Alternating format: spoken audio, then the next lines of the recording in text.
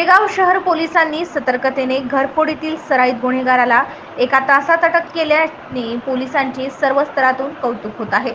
या संदर्भात पोलीस सूत्रांकडून प्राप्त माहितीनुसार शेगाव शहरातील सुदामनगर भागात राहणारे रामकृष्ण महादेव जमावे यांनी 6 जूनच्या मध्यरात्री त्यांच्या घरात अज्ञात चोरट्याने घरफोडी केल्याची तक्रार शेगाव पोलीस स्टेशनमध्ये दाखल केली होती।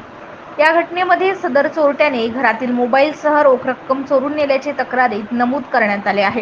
या प्रकरणी शेगाव शहर पोलीस स्टेशनचे ठाणेदार हेमंत ठाकरे यांनी आपल्या सहकाऱ्यांसह तपासाची चक्रे गतिमान करत या घटनेतील संशयित इसमास तात्काळ ताब्यात घेतले आहे।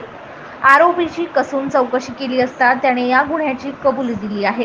यामध्ये खामगाव येथील घरफोडीचा सराईत गुन्हेगार विठ्ठल सोपान भाट वय वर्ष 30 या आरोपी विरुद्ध विविध कलमान्वये पोलिसांनी गुन्हे दाखल केले असून त्याच्याकडून 19,000 रुपये किमतीचे 2 मोबाईल व रोख रक्कम हस्तगत केली आहे।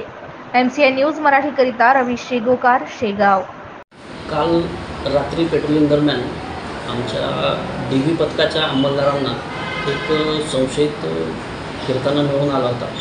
त्याच्याकडे आधी चौकशी केली असता त्याचे नाव विठ्ठल भांड राहणार खामगाव असे समजले। त्याचे रेकॉर्ड तपासला असता त्याच्यावर खामगाव येथे एक घरफोडीचा गुन्हा देखील दाखल होता। त्याची चौकशी चालू असताना या दरम्यान पोलीस स्टेशनला माहिती समजली की सुदामानगर येथे एक घरफोडी झालेली आहे। फिर्यादी पोलीस स्टेशनला आले।